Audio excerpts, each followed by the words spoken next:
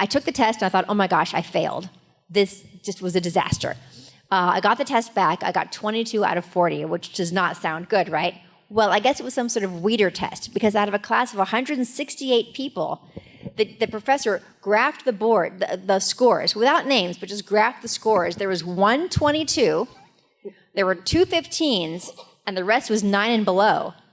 And I'm looking at my test going, wait, that's me? I got the 22? This is wild. And the professor came up to me afterwards and said, you have a gift. Da, da, da. I was blown away. The next day, now remember, all day, every day on campus, people are like, aren't you that girl from that show? Aren't you that girl who played that character? This guy taps me in the shoulder in the class, in that math classroom the next day and says, excuse me, aren't you that girl who got the 22? It's like, what? Please welcome to the stage, Danica McKeller!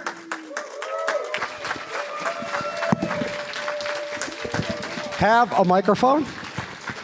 There you go. So nice to have you here. Thank you. Thanks. Great to be here. Absolutely. First time in Pittsburgh? Yes, it is. So the audience has been briefed about the actors' strike and the limitations we have. Is there anything the general public can do to help end the actors' strike, or at least anything? Oh my goodness. I'm not sure who the contacts would be over at AMPTP, the Producers Guild, but we would love them to resume talks with SAG so we can get this thing settled and get back to work. Good. I like that. And the writers. Yeah. So I got a couple of questions for you, then we're going to open it up to the audience. A couple general things. How did you get involved in acting? How did that all happen? Oh, gosh. Well, so my mother is here. She's standing over there. Say hi. Do you want her to join you? Do you want to be on stage, Mom? Do you want to be part of? Come on up. I'll get you a microphone. See, they couldn't find her a chair, so we'll end up putting her on stage.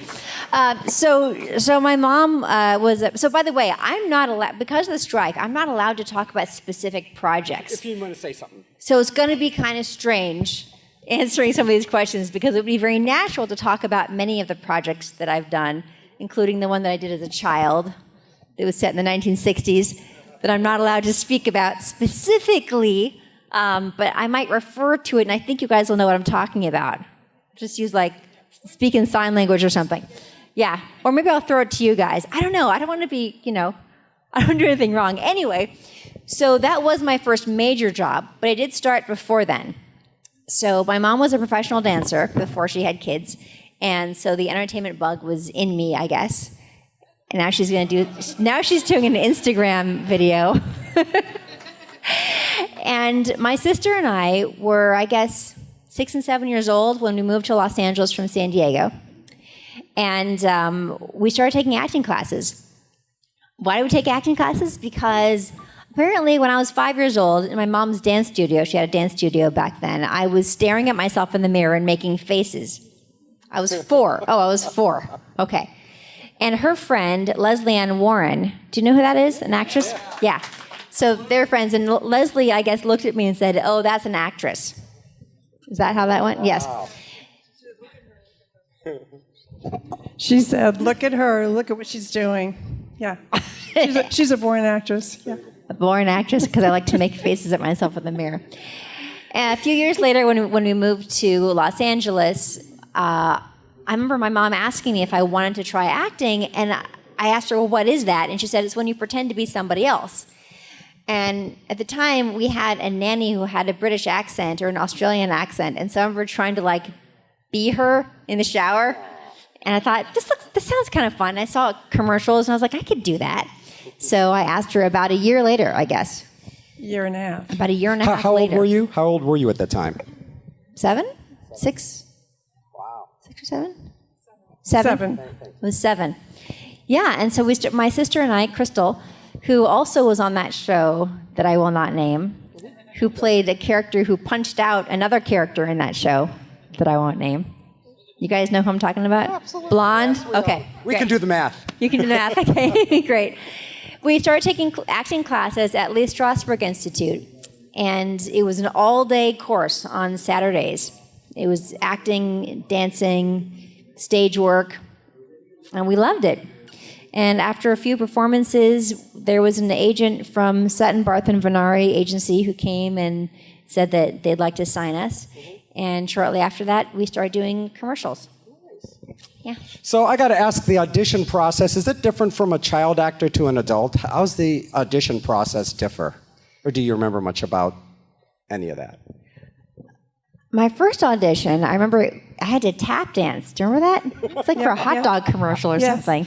Yeah. So at first I thought all auditions involved dancing, which they didn't. But I don't know. Look, auditions have changed through the years, but it's not really that different for kids versus adults, only that kids' auditions have to start after 3 p.m. because of school. Otherwise, it's kind of the same thing. You get the material. Well, it used to be they faxed you the material. The fax machine would start up and the sides would come in. So the sides were, on this curly paper. It's awful. They also would deliver. That's right. Delivery services. Breakdown Express? No. Was it Breakdown Services? I don't remember. Maybe. Yes, they would come to your house and bring you the sides. That's right. There was before fax machines. So as a kid actor back then, that's how it went. Would they allow parents in the audition process, or they had to wait separately? Not in the actual room. Okay. But I remember her first couple of auditions, I literally stood next to the door with... Yeah, I would do the same thing. Like, who are these people? What are they doing taking little kids into their behind closed doors? Yeah. For sure. So as a mom now? Yeah, no way. You hear all sorts of stuff about Hollywood.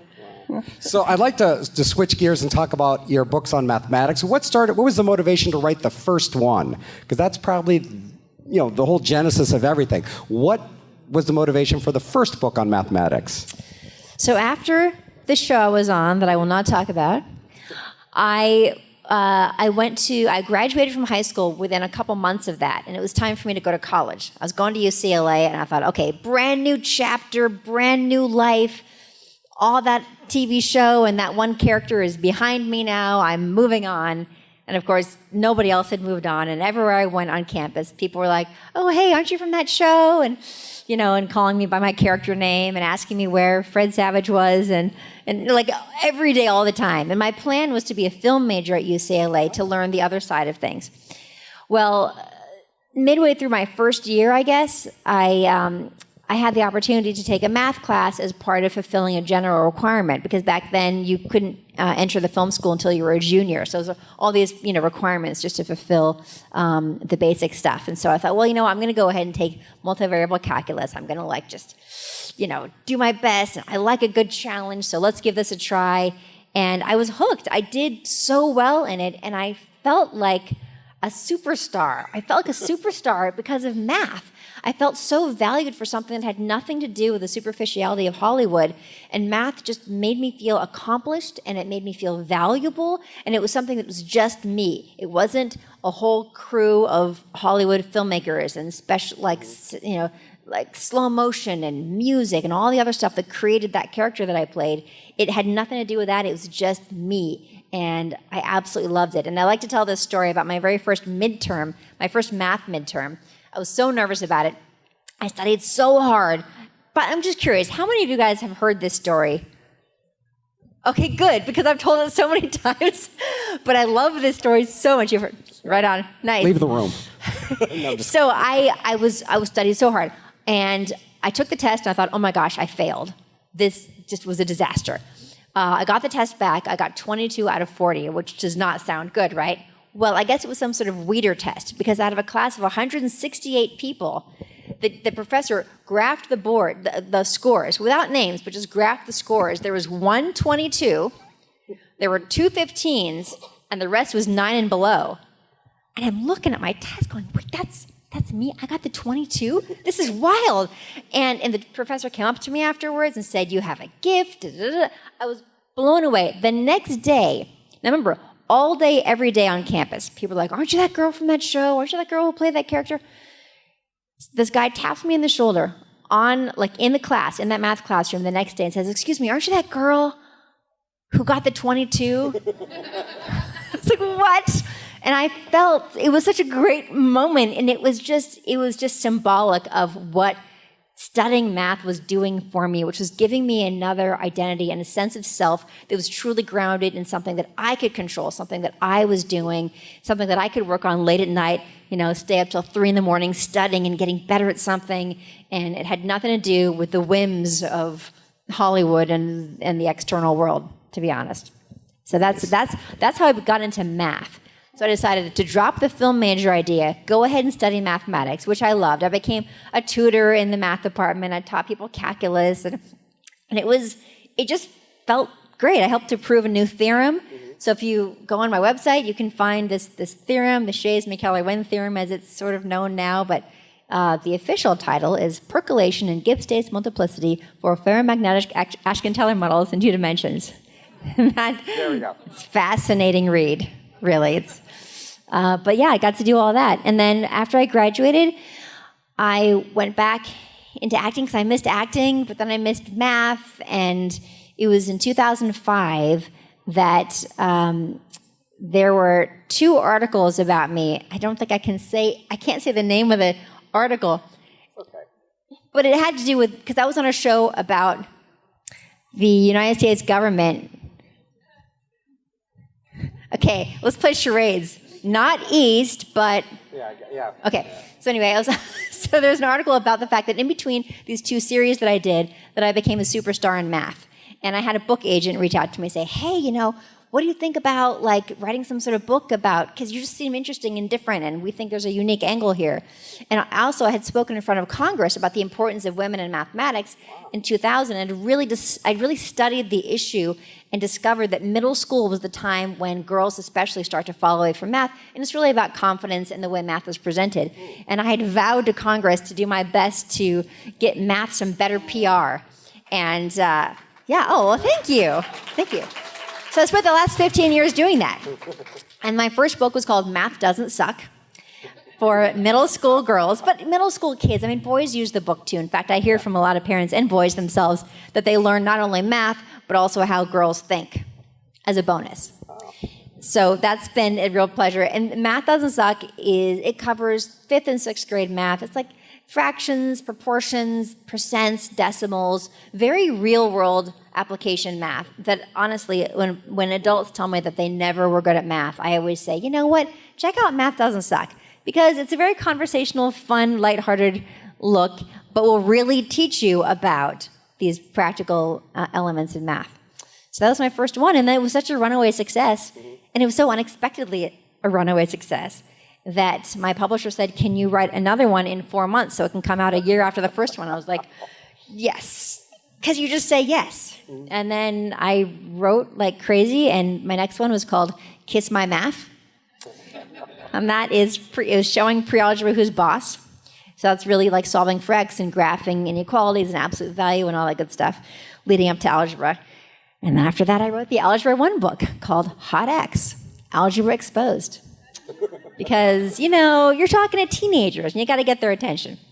So that was full-on Algebra 1, and then I wrote the high school geometry book called Girls Get Curves, Geometry Takes Shape. And those are my 4 middle school, high school books. At that point in my real life, I had a baby, and so I wanted to slow down for a minute, focus on him, and then I started writing little kid books, because that's kind of where my inspiration was. So I wrote Goodnight Numbers, and then 10 Magic Butterflies. All these books were inspired by Draco, my son. And I've written more since then. So I wrote middle school and high school, then started with babies, and then gradually got to elementary level books as well, with Do Not Open This Math Book for 6 and 7-year-olds, because, reverse psychology. Yep.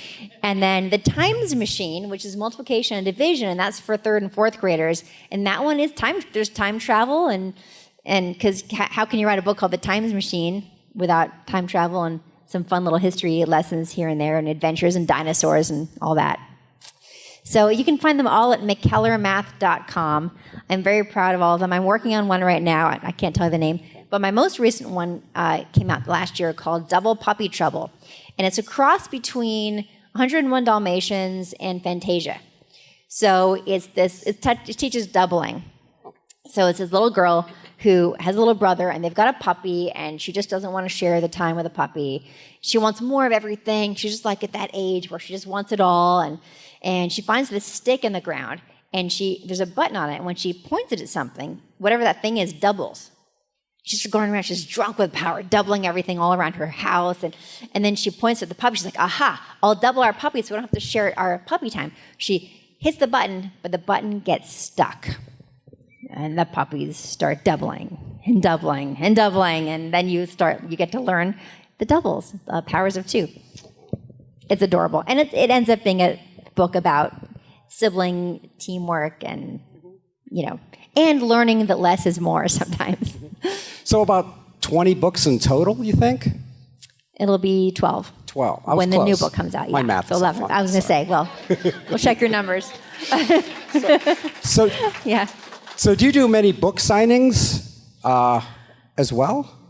I mean, this is my first time at this event. Wow. And thank you guys for having me here. It's awesome to be here, and it's some of the other ones that I've done. I've brought my books. I didn't do that here because I didn't know if I was supposed to, but maybe next time. But book signings, I've done a few of them. Mm-hmm. I love meeting parents and the kids using my books. It's the best feeling in the world because when you're writing these books, you're doing it by yourself, late at night on your laptop, and you're just imagining the people reading them. You're imagining the cuddle time, and you're imagining the light bulbs going off when the kids finally understand something. But when you get to hear it from the kids and their parents and teachers too, it's just the best feeling. So are the books like online as well? Can they get downloads from this, or is it strictly physical books? I'm pretty sure there are ebooks for most of them. Yeah. Just go to wherever you buy books online, you'll find them. So are you one of the kind of people that can do math in their head? Like if somebody gives you like a... No. Okay, just... No, ask my mom. She thinks that when I studied calculus, it pushed arithmetic out. See, that's what... It did. Yeah. Simple math is gone. Simple math is gone. Wow. Yeah. So I'd like to talk a little bit. You do some voice acting as well as regular acting. How do you prepare yourself? Actually, video games too. So how do you prepare yourself for any of the different projects? What's fun about voiceovers is that you have to use your imagination more.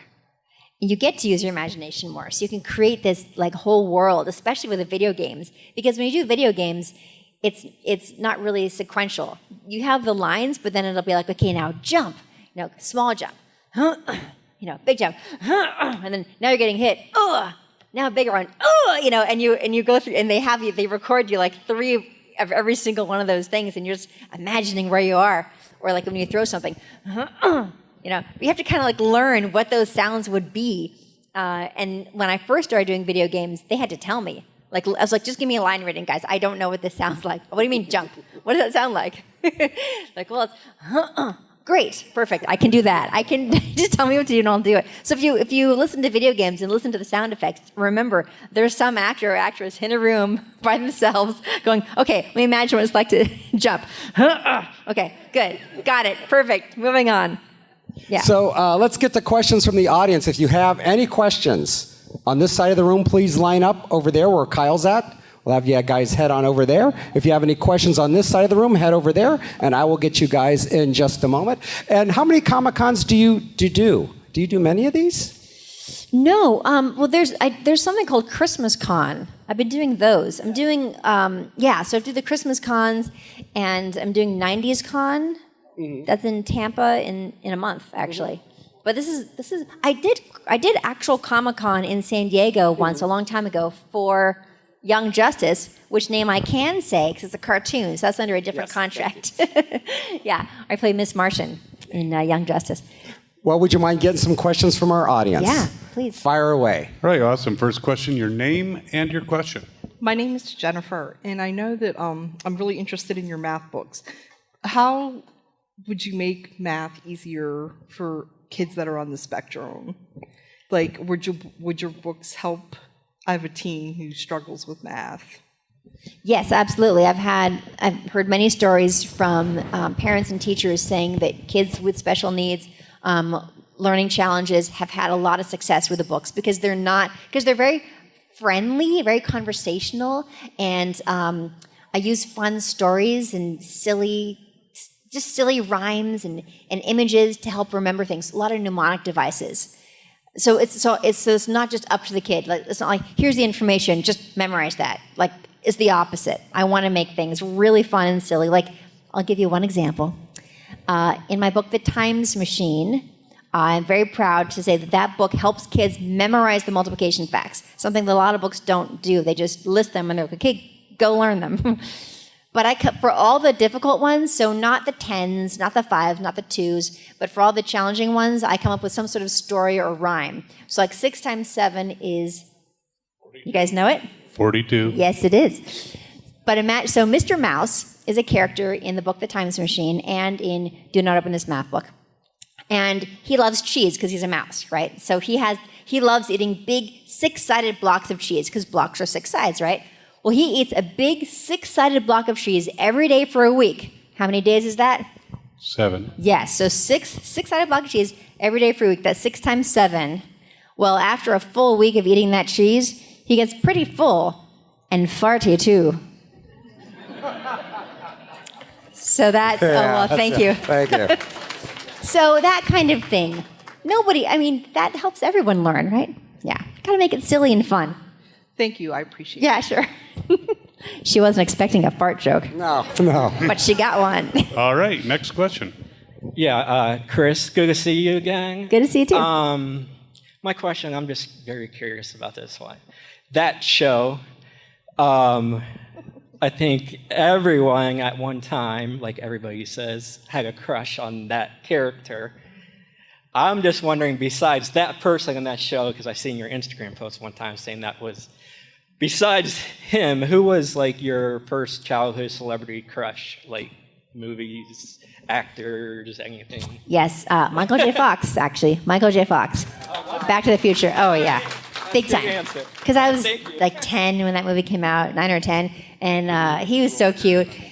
And we saw him driving. So we lived in Los Angeles. My mom was driving me and my sister to school. And so we're sitting in the back seat, and she goes, I think that's Michael J. Fox behind us. We were on Beverly Glen. We turned around, and there he is. He's driving this little black Mercedes convertible. And we were freaking out. I mean, we probably took our seatbelts off, which we shouldn't have. We were like jumping up and down, like waving and waving. And I will never forget. I can see it exactly in my head. He saw us. He laughed, and he looked up, and he kind of waved, like with the hand that was on the steering wheel. He like did that. I will never forget that. I can play it back like it's a video in my head. It just meant the world. It was the coolest moment ever. And Michael J. Fox, man. I didn't have posters on my wall, but if I did, he would have been him. Did you ever meet him? Not actually. I mean, just that one interaction. Okay. Let's do a couple questions on this side of the room. Hi, I'm Kim. Now, bear with me while I try to ask this question without bringing the name up. Can you tell me your favorite holiday movie you were in? Can you describe to me your favorite holiday movie that you were in, and who was your favorite male actor that you worked with? All right, well, I can't pick a favorite male actor that I've worked with. There you go. I can't do that one. Oh, okay. But I would say that's really tough. There are two. Okay. One of them, and they're on 2 different networks. So one of them is on the network that most people know me from lately. Yes. And I played a governess to a little girl. Yeah. And there was a king involved. And then my other favorite movie, Christmas movie, was the one that I did last year on a different network. You guys know what that one is? It's a very patriotic name. Okay. Yeah. And there was a place where people drive in. I'll say that. Yeah. There was a drive-in involved. That was so fun. And people love that movie, and I'm excited for it to start re-airing again. But I also shot one for that same new network last month, and we shot it right up until the strike. So our last day of shooting was June 30th, and that was on purpose, because we're like, if we strike, then we would have to be done. And so we shot that movie. And so luckily we got that in under the wire. So I'll have a Christmas movie this year that I won't be able to promote. But it'll be out there, and you can watch it if you can find it, which you will, right? You'll find it, right? Yeah. Yeah. Okay, another question on this side of the room. I hope so, too. Good. But I have heard things about this thing maybe lasting until January. It's insane, I know. I don't want to bum you guys out. I don't know if that's true, and I hope it isn't. but I'm just trying to mentally prepare myself for that because it's weird not being able to promote the movies that I worked so hard on. I've got 2 of them, Anyway. Sorry. All right. One more question here. Oops. Yes. Yeah. Okay, let's... Yeah. It's Okay, we good? they're just not paying, is what it is. Yes. Oh, The question, yeah, we have a question waiting over here. Hi, I think I might be able to ask this. I didn't know if you could talk about the pie video, the Sugar Plum Fairy video, and how that came about. And also, if you can't, what in you likes doing these warm, loving movies? Is it your faith? Is it just your personality? Yes. So I'll start with the last part. Yes, I love doing these movies so much because they put good energy into the world. It's like just lifting people up. It's a crazy world out there, and we need to remind everyone that there are good people in the world and that there's good ways of being and being there for each other. And the characters usually have had some sort of hardship that they're lifting themselves out of. And I just think it's wonderful modeling of behavior. And I love living in these movies because they're so uplifting. And also I love the Christmas decorations. Okay, the other part of the question was, he asked me about my Sugar Pie Fairy video. So I wrote a song about 10 years ago now to learn how, it was 10 years ago. Well, the music video came out 9 years ago called Dance of the Sugar Pie Fairy. So it's the digits of pi, or many of them, sung to the tune of Dance of the Sugar Plum Fairy.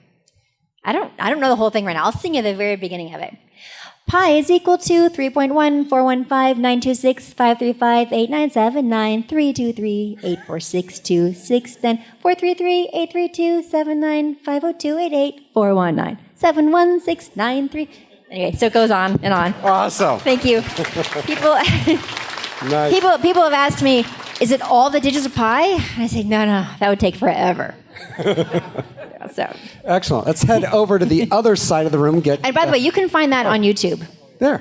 Dance of the Sugar Pie Fairy, Danica McKeller. Just put in Danica McKeller and Pie Song or Pie Fairy Song and you'll find it. It's really, really cute. Chris Hardwick helped produce it and it's phenomenal. They went above and beyond with post-production. Anything I wanted. He's like, anything you want. I'm like, can we have people's heads in big flowers? He's like, yes. It was so great.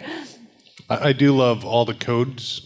The show X equals, it's like algebra. Oh, wait a minute. You might not be able to find it on YouTube, but you can find it at McKellarmath.com in the fun links. I just remembered that. There's a whole political thing. I can't go into it. Okay. Next question. But it is online. Hi, my name is Mace, and my question is, what's your favorite type of performance to do? Like, as a character, what kind of character do you like to do the best? Well, I love the characters that I do in these movies. I've done like 20 of these movies now that are romantic and full of love and having to take a leap of faith usually. Usually the character has to get past some sort of fear and learn to trust and love again. I also love dancing. And in the next movie of mine that comes out that I can't talk about, I can't say, but it's not next month, but the month after.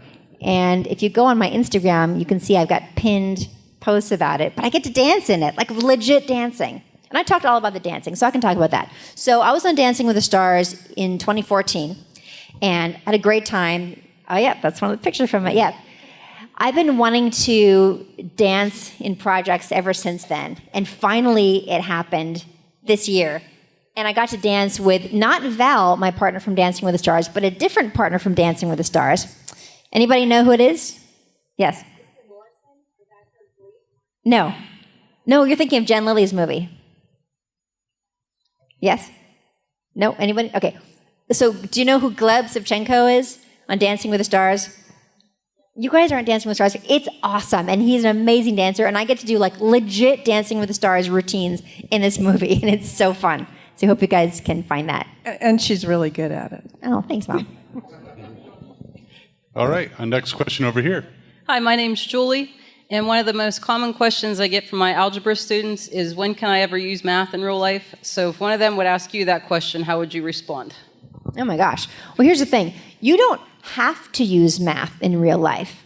But if you don't use math in real life, you will get ripped off, and you won't even know it's happening to you. you'll just suddenly have less money in your account. You're not really sure why. Why? You didn't pay attention to your contracts. You didn't pay attention to the APR in your credit card. You don't really know what it means, so you ignore it. There are plenty of people out there in the world who are really good at numbers and would love you to not be good at numbers because they want to rip you off. So go ahead and don't learn your math, but you will not have as much money as you would have otherwise. It's as simple as that. Kyle, do you have one more question on that side? We can finish. No? Okay, we have a question over on this side. We have two here. Well, as a kid, once upon a time, did you ever have any like a wonderful life in Wadsworth, Ohio? What? In Wadsworth, Ohio, Uh-huh. did you have any stories to tell? I don't think so. In that town? Wadsworth, Ohio. I don't think. I shot. I just thought maybe you had relatives in Wadsworth. I don't think so. No, I think you've been misled. I read that. Oh, I think I'm sorry. Oh, I'm sorry. I did an independent film a long time ago in Cedar Falls, Ohio. Is that right? I think. Anyway, It's nearby. yeah, but not Wadsworth. Okay. I got mixed up. My bad. No worries. No worries. Next question. Next question, I guess. And by the way, you're going to be headed back. You have a photo op after this, am I correct? I believe you do. Okay, yes. So she has a photo op after this. So, But then come see me. Come see me in my line. I'll be out there. Absolutely. So the photo op is probably only going to be about maybe a half hour. So make sure you get in line. You're here today and tomorrow, right? I sure am. All right. Let's get the last question. Hi, Danica. Since I can't ask you about that character you played, my question is, how did you keep a straight face while sitting across from Murr during those 20 minutes? Yes. Okay. So Impractical Jokers. So any fans of Impractical Jokers here? Yeah, that's a really funny show. Yeah, that was so much fun. I think I can talk about that show because I didn't do that under a SAG contract. I didn't get paid for that, so I guess it's fine. Yeah, so I had just started watching that show because my stepson was a big fan, and I was trying to get some like stepmom points. And I texted them like, "Hey, like this is we just want to let you know we're having such a great time watching this as a family." The word got to Joe Gatto about it, and he called me and said, "Hey, we have this idea. We want you to be on the show because Murr had a huge crush on you growing up.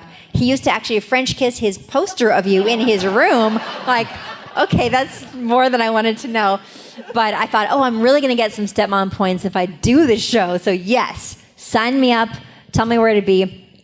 I get there, and they say, okay, look, Murr doesn't know what's happening, but he's going to show up. He thinks he's in a bodybuilding competition. He's going to be all oiled up wearing an American flag Speedo, and your only job is to keep a straight face. I'm like, how hard could that be? It was the hardest acting job I have ever done. He walked in, he saw me, he turned around and put his head against the wall, and I just wanted to die. I thought, how am I going to do this? He sat across from me. He's like trying to sit down on this stool, and he's slipping all over the place. I'm like, and he's asking me these questions, and for the first, I would say 5 minutes, he literally wasn't there. Like he was not hearing anything that I was saying. I've never sat across from a person and I've sat across from some fans before, some real diehard fans. Nothing like this. He was like a non-person. And then he finally kind of relaxed into it, but it was hilarious. And afterwards, he told me that he was like so mortified, but also like at the same time so proud of his friends for thinking of something so awful to do to him, to humiliate him in front of his childhood crush. Oh, the squats. Is this the proper way to do a squat? I mean, well, the questions were really funny on there. One of the questions, because you film a lot more than they actually use. One of the questions was just an obscene picture.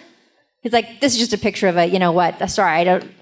Like, yeah, it was really, and still I couldn't smile. Like I couldn't laugh at anything. But he was a real pro. He finally got it together and was able to be present.